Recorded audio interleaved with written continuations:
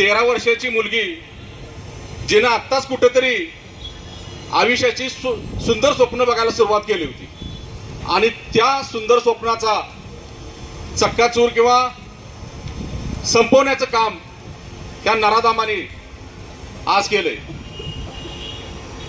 एक 15 दिवसापूर्वी राजस्थानमध्ये श्री गंगाधर या क्षेत्रात एक 13 वर्षाची युवती आपल्या मैत्रिणीच्या घरी खेळायला गेली होती आणि अभ्यास करून झाल्यानंतर घरी जाण्यासाठी बाहेर पडली आणि एका रिक्षात बसली आणि तो रिक्षावाला सुद्धा पुरुष आणि त्या पुरुषावर विश्वास ठेवून तिने आपल्या घरचा ॲड्रेस सांगितला आणि मला या ठिकाणी सोडा म्हणून सांगितलं।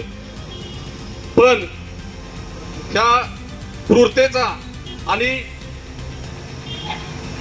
विचारधारा शून्य असलेली ही व्यक्ती त्यानं या निष्पाप मुलीचं वय न पाहता तिला एका हॉटेलमध्ये नेऊन सोडलं आणि तिचा व्यवहार केला आणि त्या व्यवहारात त्या हॉटेल मालकानं तिथून पुढचे 5 ते 6 दिवस त्या मुलीला वेगवेगळ्या हॉटेलमध्ये परत सोपवण्यात आलं आणि अक्षरशः 5 ते 6 दिवस विचार करायचा बोलताना सुद्धा म्हणजे बोलायला शब्द नाहीत। 5 ते 6 दिवस त्या मुलीवर 32 जणांनी अतिरेक केला, सामुदायिक बलात्कार केला।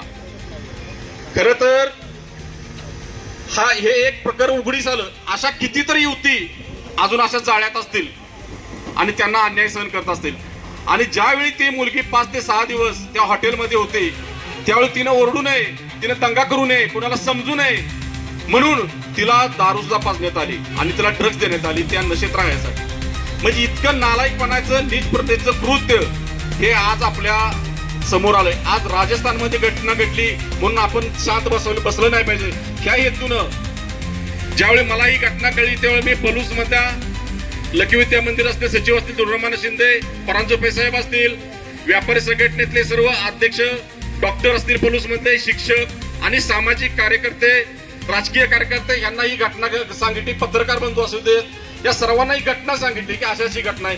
प्रत्येकांना सुद्धा बोलताना तेच की एक मनाचा त्रास होणारी अशी गोष्ट आणि ह्या गोष्टीला आपण सगळ्यांनी एकत्र यायला पाहिजे आणि त्या अनुषंगाने आपण आज या ठिकाणी एकत्र आलोय।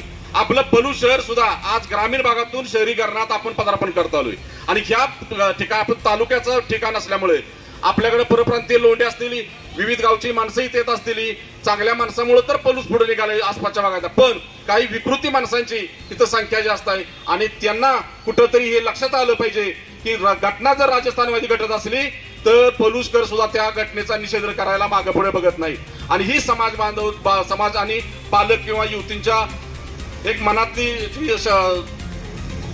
भीती आहे ती दूर करण्यासाठी आपण हा मोर्चा आज आयोजित केलाय।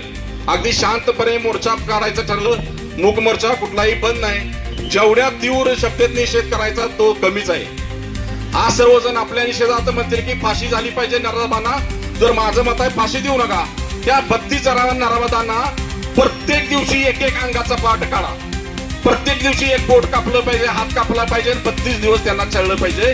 त्याची सुद्धा तरच त्या मुलगीला कुठं तर त्या निषेधार्थ तिला एक भावना सगळ्यांच्या पोहोचतील। मी एवढंच सांगतो की बरेच वक्ते बोलणार आहेत की येणाऱ्या कुठल्याही काळात पलूस असू दे या भागात असू दे आपण राजकारण समाजकारण सर्व बाजूला ठेवून आपण एकत्रित आलं पाहिजे।